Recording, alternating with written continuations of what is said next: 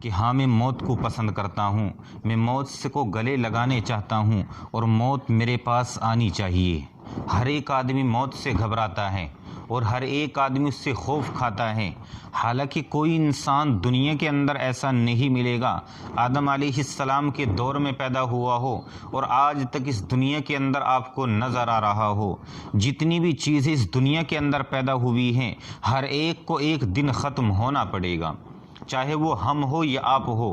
دنیا کے اندر جتنے بھی انسان پیدا ہوئے ہیں اور جتنی بھی جنات، شیاطین، جو بھی چیز دنیا کے اندر پیدا ہو رہی ہیں، ایک دن ان سب کو ختم ہونا پڑے گا۔ کوئی چیز ایسی نہیں ہے کہ وہ ہمیشہ ہمیشہ دنیا کے اندر رہ سکے، حتیٰ کہ انبیاء علیہم السلام دنیا کے اندر نہیں رہ سکے ہیں، تو ہم اور آپ کون ہوتے ہیں کہ اس دنیا کے اندر رہ سکیں گے؟ ایک دن ہمیں بھی اس دنیا سے جانا پڑے گا، بس اتنی شرط ہے کہ جو انسان جیسے اعمال کر کے جائے گا اسی کے مطابق اس کا فیصلہ کیا جائے گا۔ اس لیے اگر دنیا کے اندر آنے کا موقع ملا ہے تو انسان کو غنیمت سمجھنا چاہیے۔ کسی شاعر نے کہا ہے کہ غنیمت سمجھیے زندگی کی بہار، غنیمت سمجھیے زندگی کی بہار، آنا نہ ہوگا یہاں بار بار، اور جینا ہے سجیلے افلاک کے سائے تلے، ورنہ پڑا رہے گا تا حشر خاک کے سائے تلے۔ ابھی اللہ نے موقع دے رکھا ہے، جیسے اعمال کر لے گا ویسا ہی حساب و کتاب ہو جائے گا۔ کوئی انسان دنیا کی ہر چیز کا انسان انکار کر سکتا ہے، لیکن دنیا کے اندر آج تک کوئی پیدا نہیں ہوا ہے کہ موت کا انکار کر سکے۔ خدائی کا دعویٰ کیا ہے، بہت سے لوگوں نے خدائی کا دعویٰ کیا ہے، لیکن موت ان کو بھی آئی ہے۔ دنیا کے اندر جنت بنانے کی ٹھانی ہے اور بے شمار اپنا سرمایہ اس کے اوپر صرف کیا ہے، بے انتہا مال و دولت اس کے اوپر خرچ کیا ہے، لیکن دنیا کے اندر جنت بنائی، جنت تو نہیں بنا سکے، لیکن کوشش بہر صورت کر کے دیکھی ہے کہ ہاں دنیا کے اندر ہم جنت بنا کر کے دکھائیں گے اور دنیا کے اندر ہم طرح طرح کی عیش کی چیزیں بنا کر کے دکھائیں گے، سب کچھ کیا ہے، لیکن جب موت کا فرشتہ آ گیا ہے تو ایک لمحے کی بھی فرصت نہیں ملی ہے۔ ہمارے ساتھ بھی یہی سب کچھ ہونے والا ہے۔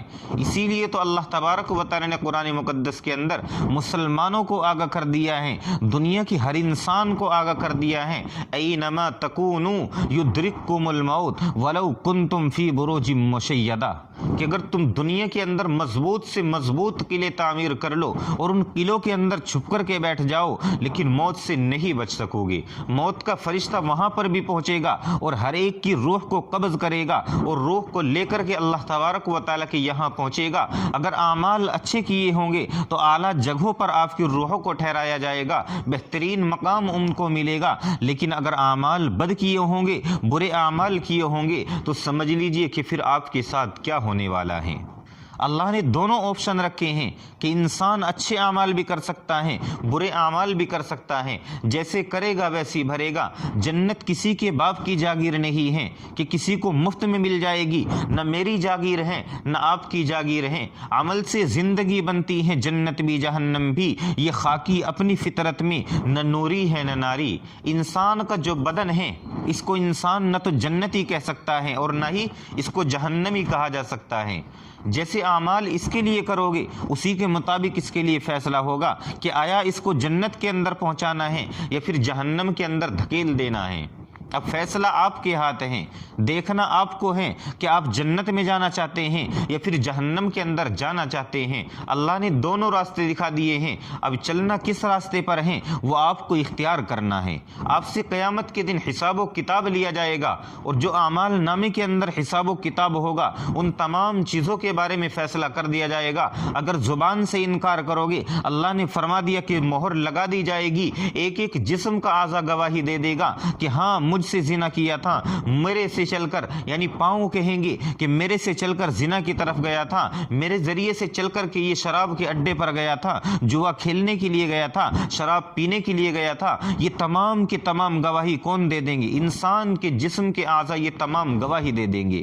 اس لیے جس کے لیے تو یہ عمل کر رہا ہے، انسان اپنے جسم کی، یعنی انسان اپنی خواہشات کو مٹانے کے لیے اور دل کے اندر جو جذبات اس کے اندر ابھر رہے ہیں، خواہشات نفسانیہ اس کے اندر ابھر رہی ہیں ان کو مٹانے کے لیے انسان اتنی محنت کرتا ہے، لیکن جب قیامت کے دن ہوگا یہ تمام کے تمام گواہ بن کر کے کھڑے ہو جائیں گے اور یہی تجھے کہاں پھینکوا دیں گے؟ جہنم کے اندر پھینکوا دیں گے۔ اس لیے تجھ کو جہنم کی فکر کرنی ہے، جہنم سے اپنے آپ کو بچانا ہے، کہیں ایسا نہ ہو کہ ہم اور آپ جہنم کا ایندھن بن جائے۔ جہنم سے اپنے جسم کو بچاؤ اور جنت کی فکر کرو جہاں کی عیش و عشرت آپ کو بیان میں بھی نہیں لائی جا سکتی ہے۔ بے شمار عیش و آرام آپ کو وہاں پر ملے گا، ہر طرح کا آرام آپ کو وہاں پر ملے گا۔ یہ دنیا آرام کی جگہ نہیں ہے۔ روکھی سوکھی کھاؤ لیکن حلال کھاؤ، حرام سے اپنے آپ کو بالکل بچا کر کے رکھو۔ جیسا لقمہ آپ کے پیٹ کے اندر جائے گا اسی کے مطابق عمل کرو گے۔ اب آپ کو اختیار ہے کہ حلال کمانا ہے یا حرام کمانا ہے۔